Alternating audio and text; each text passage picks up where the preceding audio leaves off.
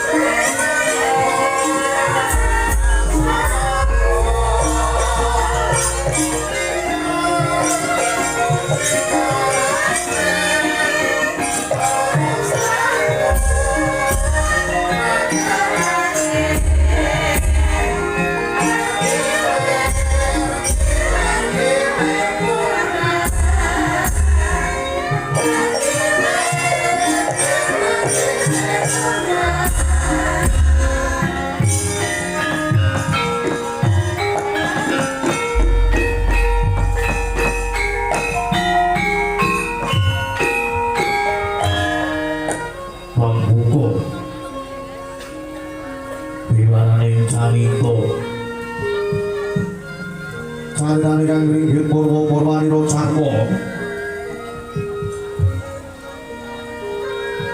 Mulan tinatah Cimoret sinungging kliniko Jalma. Samane purwanira oleh hingal gombo. Agmane putih luhur kelir dinelang. Dalane warna putih kang mengku sulasa suci tegese. Jagat menika darbeni semaju boten klepretan ring dodosan. Bisane ana dosa.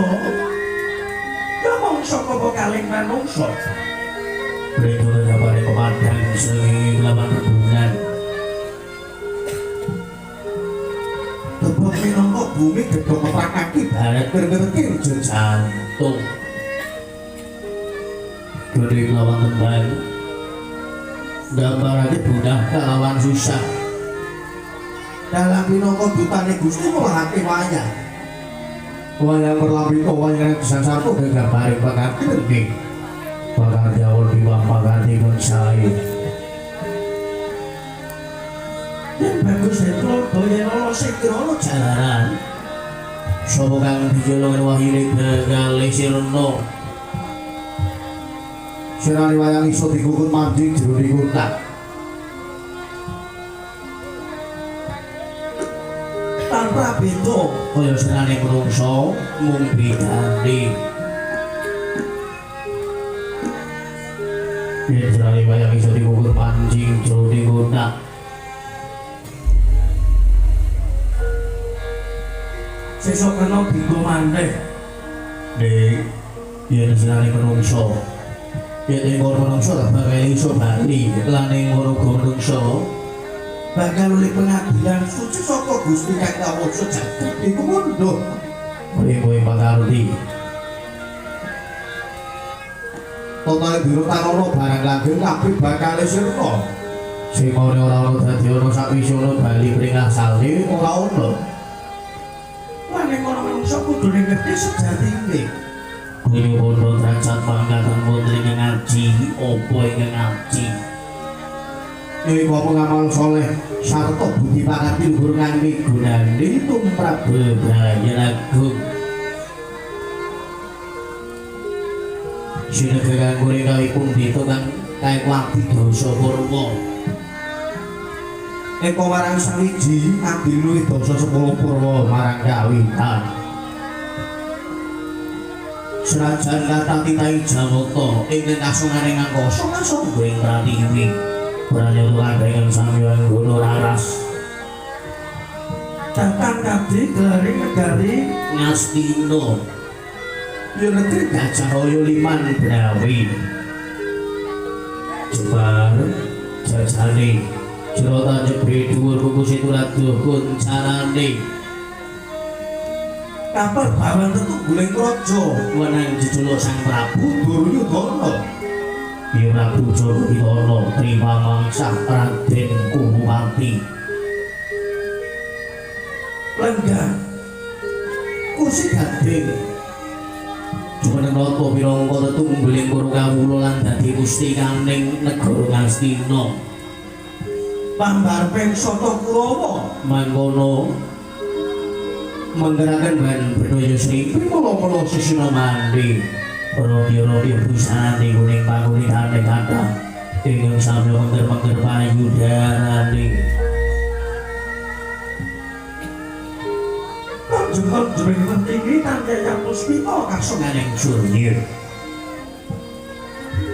Ismani kuning papan saking kematian Maloso Jendar Pati Haryo Sengkuning Tri Gantal Pati Yo Pati Haryo Suman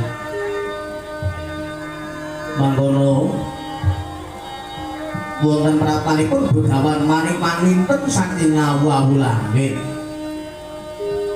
gandeng asuhan Pujogo Pertapan Sukolima Sang Tapa Dandan Drona Resi Humbayana yo Sang Pandhita Jaga manten sumedine luhur bantane kucumane Sang-sang Karena mulai beringdayane Anggara Murta Raden Karomangko saking kasatriyan Tirta Tinalang ugi gantang kantun Ada idem tamu dengan ngelisik sambil ngutang rumah kah kurungnya kaya tak nubah hingga tak biasa namun soalir berdiri biwang pantai kuasa soalnya lingkong sudah tak pukul lokatur gokudo kemarulo sedangkan para guru ini solistani parut dalam bilang suara bangun untuk guber-guber daya nirgeng-nirgeng panangilan Odo gua ninggal buing saswit pamring pamring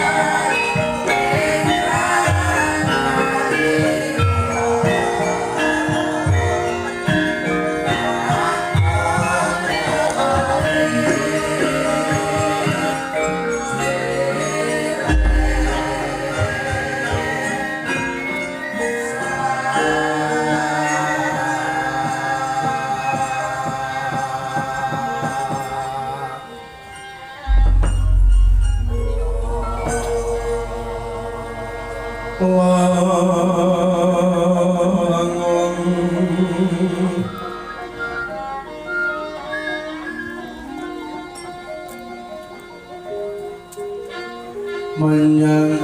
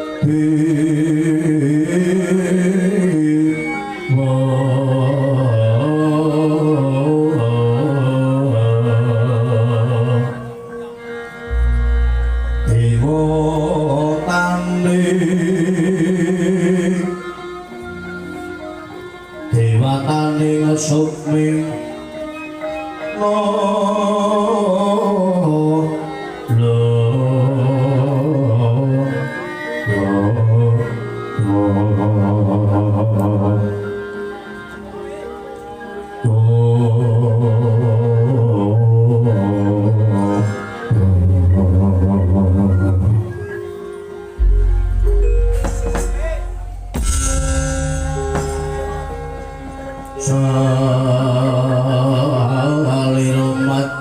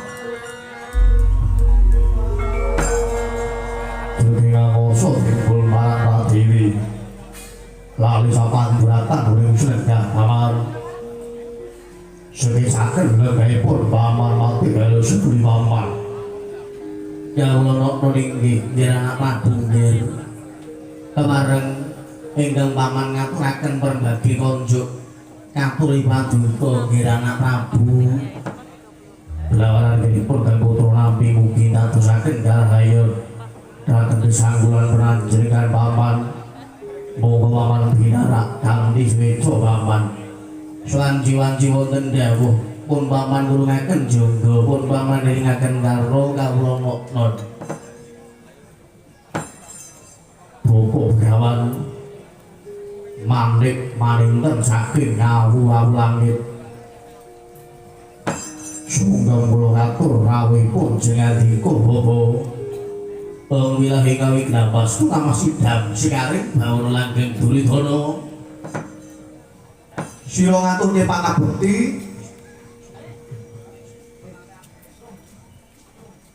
mung bae puja pangestuku tanpa nana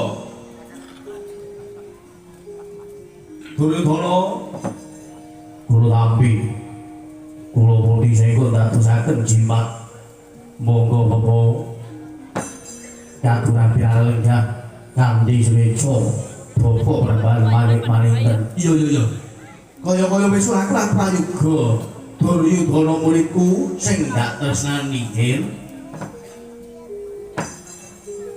Bapak penerbangan Durna sungkem kula ngatur Bapak usuk Lele blek kutuk monyor-monyor manuk prigandil buntute ngisok. Andeng-andeng tumpang mripat saya dangu kula pandeng saya boten kiyat. Andeng-andenge tumpang pipi saya dangu kula pandeng saya marah ati. Tapas kudanan sore atiku ngenes sangger nyawang kowe. Nah. Endingnya panjenengan ngaturaken perbakti boten namung puja pangestunipun kang Bapak. Katampi dong dia anak Prabu kula tampi kula pun disenggo dadosaken jimat binarak sweta langkung rumiyin sampun boten kirang prayogi niki pun boten kirang sekeca nger napa malih teng mriki jan keserten sanget bombong raos sing manah kula tupi kula saged sowan kanthi rahayu wilujeng apa malih suguhane niku maneka warna niki napa malih putri dalu niki kitanipun kok sami ketinggalipun sami endah sulistyaning warna dene kalian pradatan sami napa nggih sami disawang niku jan nyenengi teng ati niku nyenengi ngger nggih ngeslaken dawuh murid kula nggih Prabu Duryudana.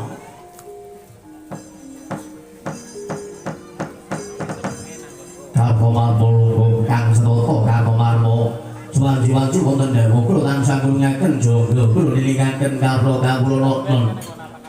Mustikaning Narendra Kama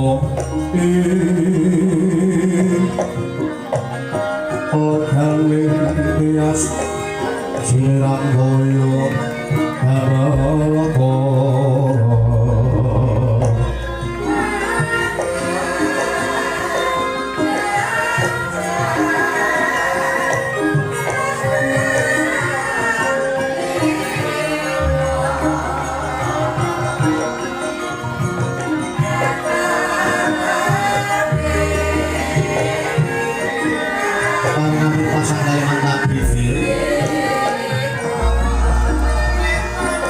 sampun bapa mau pandhita ingkang kula anyar nembe mapan iku bawana tinang Joko kula Prabu Pri anane telu di tengah condro sasi kaya-kaya wis terus tengah sasi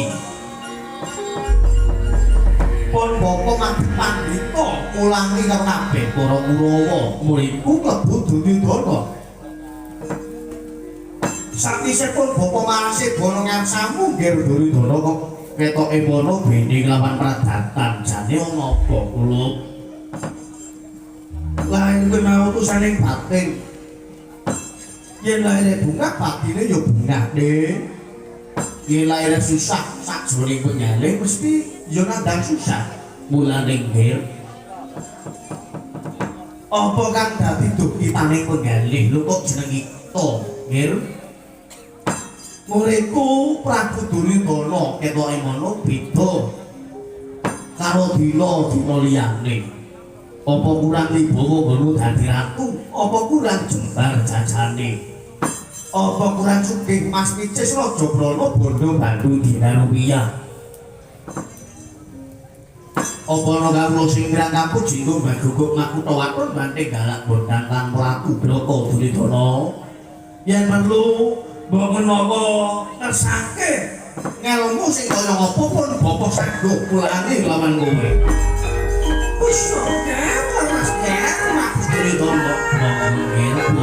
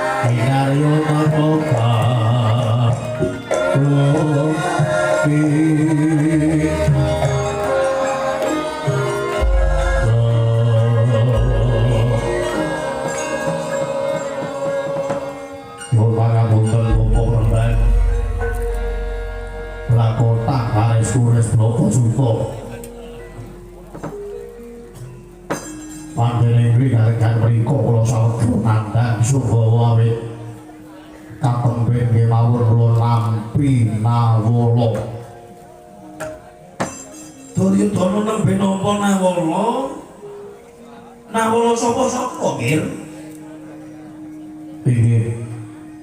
Nawala ingkang kula tampi menika saking turunan kula Wisanggeni anak Arjuna ing patutan kaliyan Dewi Darsawala. Lanjur surasane Nawala kuwi mau apa sing diparingi saka Wisanggeni purunanmu? Piyambakipun badhe nyuwun saksigar semangka bumi Ngastina. Samangka Bapa Praban kula menika darbe krentek ampun ngantos negari Ngastina dipun paringaken kaliyan para Pandhawa. Rak ngaten paman inggih leres mir ampun ngantos negari Ngastina kok dadi bumi saksigar semangka napa malih dados kartekipun para Pandhawa. Lanjur karepmu kepiye? Nggihipun Wisanggeni nyuwun saksigar semangka nembe kemawon nanging Nawala ingkang dipun paringaken dhateng kula dereng kula wales dereng kula angsuli karana rumangsa cilik ati kula bapa menapa malih bumi Ngastina menika saged wangsul wonten tanganipun Bawa bilih benjang kaleksanan Bratayuda Jaya Dewa.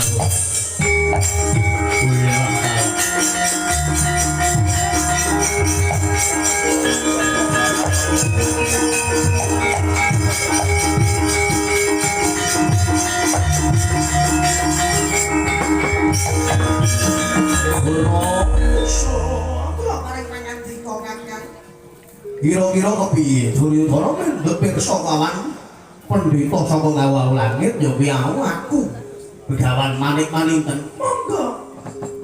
Monggo kemawon namit panjenengan menika lak sami mawon pepundhene wong-wong Ngastina, pepundhene utawi gurune para Kurawa napa malih anggere anak Prabu Duryudana menawi nyebut mundhut pirsa nggih. Monggo mawon.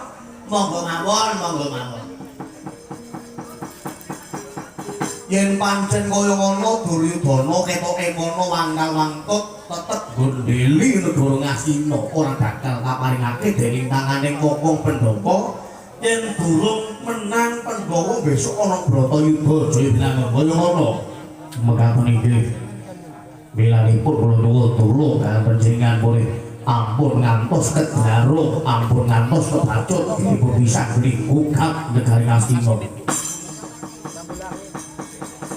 Yen pancen kaya ngono saka pinemune pun Bapa kuwi mau ana dalan loro wonten margi kalih.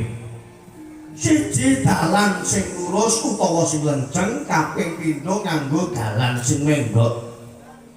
Menawi dalan sing lenceng yen pancen nganggo dalan sing lenceng kuwi mau Duryudana dadi ratu kudu duweni watak wibawa.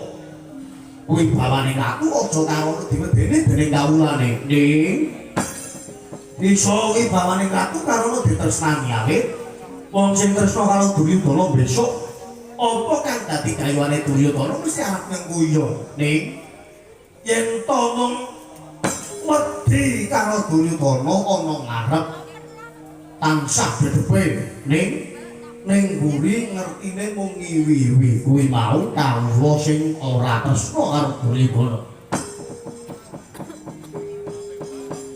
Lajeng kaping pindho dinarani wicaksana adil. Tegese mau adil. Ora beto betake siji lawan sijine andhap asor luhuring derajat. Apa beda golongan, beda suku, beda ras, beda agama kabeh kudu dirukunake. Ana tetembungan rukun gawe sentosa yen congkah tundhone mung arep gawe munggah. Lajeng bajuripun sak bajute dadi ratu kudu sentosa lahir batine. Sentosaning lahir kesarasaning badan kanggo sarana ngrampungaken jejiban. Sentosaning batin aja kandhek mring bareng carita yen durung roh rupa lan rasane. Lah iki nggih kang pungkasan jujur yen to Duryudana gelem nglakoni sing kaya ngono tegese mau nganggo dalan sing lenjembok menawa bisa mendak gone wisanggeni bakal gugak negara Ngastina.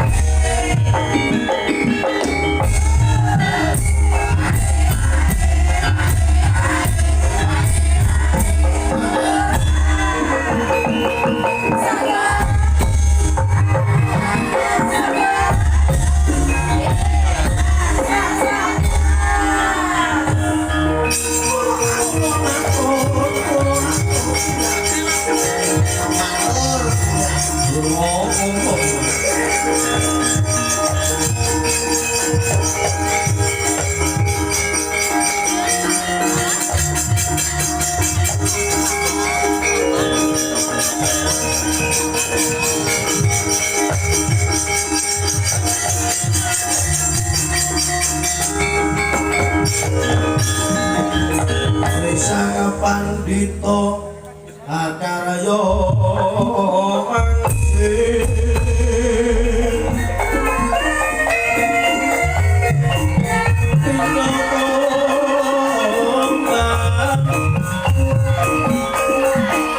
Bindo Kumbar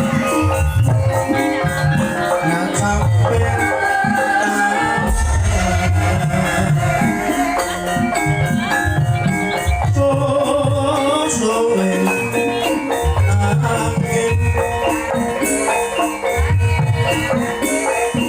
Langit putih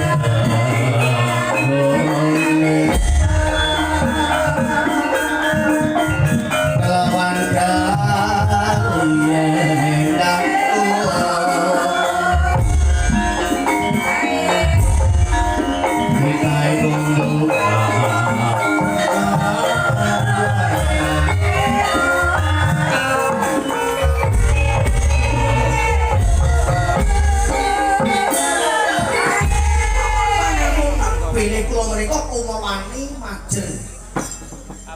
awet kula penggale kok kula niku suwe-suwe lambene gatel kepengin ngomong. Kula niki badhe urun atur Kirana Prabu. Panjenengan badhe matur menapa? Ngaten, Ger. Cara pemanggipun Pendhita Drona wis sanggene niku lare bocah wingi sore. Tegese mau urung ngerti tentang mulai perkara negara Ngastina niki teng mriki benjang malih niku badhe wonten perang Baratayuda Jaya Pinangun. Perang antarane Perang Barata Pandhawa lan Kurawa. Sing lampahe nggih Pandhawa kaliyan Kurawa. Sanes niku boten pareng. Ora kenal sing melu-melu kejaba Pandhawa karo Kurawa. Nah, iya. Wis sanggene niku ra mung tegak turune Janaka wong jaban garis. Tegese mau bocah-bocah ora ngerti rembuge wong tuwa. Bocah ngerti nek manut diwe dhuwit tuku jajan. Turu ngertine dikeloni weh. Si bayi ngertine digawe kelas susu. Men pinter. Men lantip, men cerdas. Wis sanggene niku bocah mirang kampung jingko mbangkuk makutha waton banteng galak bondan tanpa ratu. Maning-maningne kok pisang gene nyuwun bumi Ngastina saksi Darmaka. Ampun ngantos diparingaken. Nah, iki.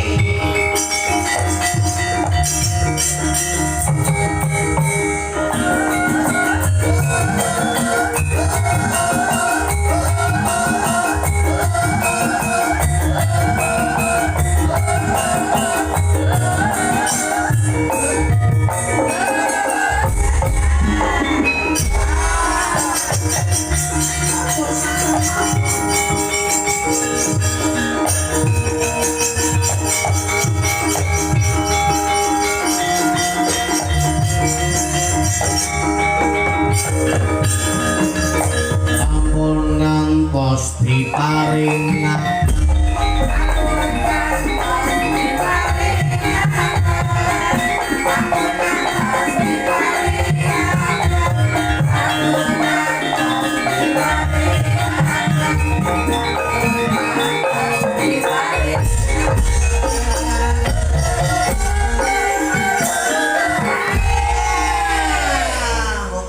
bandane sama nggo pelarakan dimemek wong dia. Nek golek-golek duit banknya kok ngertine utang kowe. Nembunge tak gampang. Tapi ditagih angel. Jengkel dhisik. Jengkel dhisik. So, kenangel-angel bar lamaran ben mikir nang gawe omah. Pondok temakon pasrah kalian kakang Begawan Manik Maninten. Yen katosaken Bapak Begawan Manik Maninten kepiye nggih Duryudana? Kula ketimbang milih margi ingkang lempeng luwung kula milih margi kang menggok carane dos pundi men bisa lisan damel perjaya pati Bapak Begawan. Cocok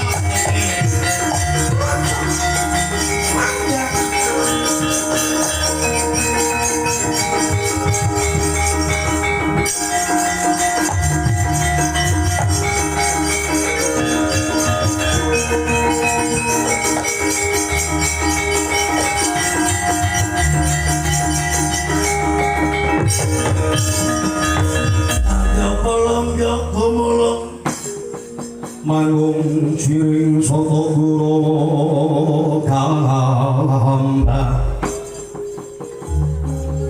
kumisru kati lewat larut sakuming ratuan dimati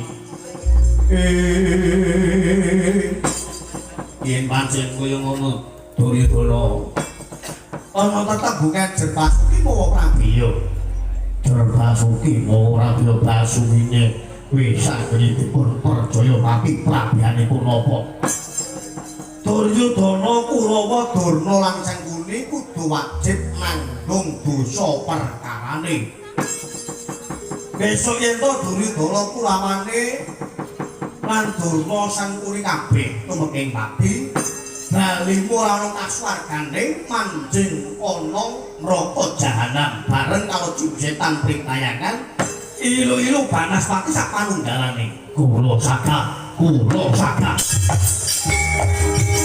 Agam ampun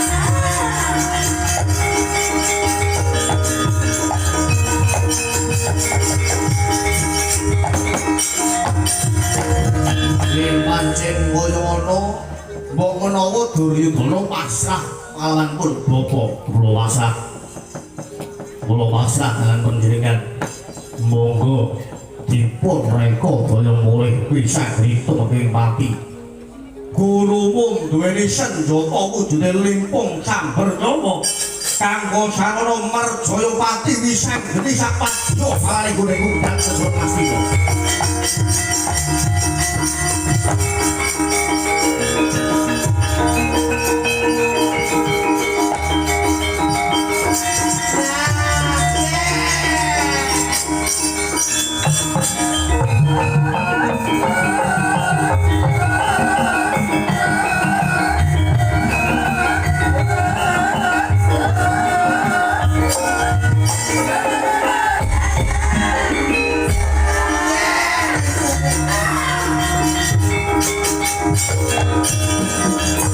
Saniki kula bong-bongan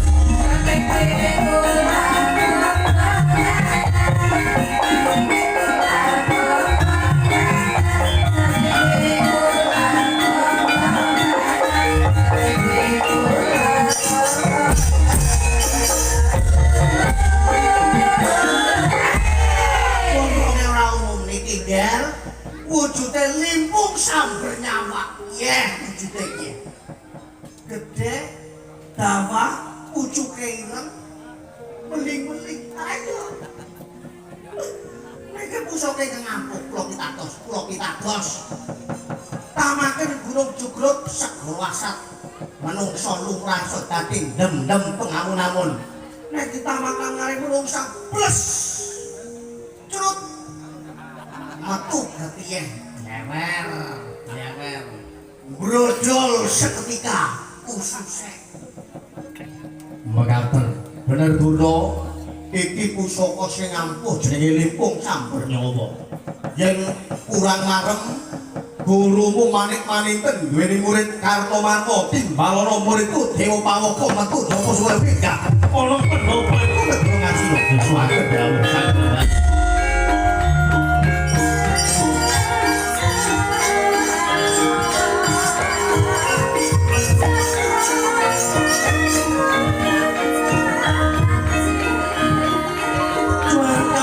Susun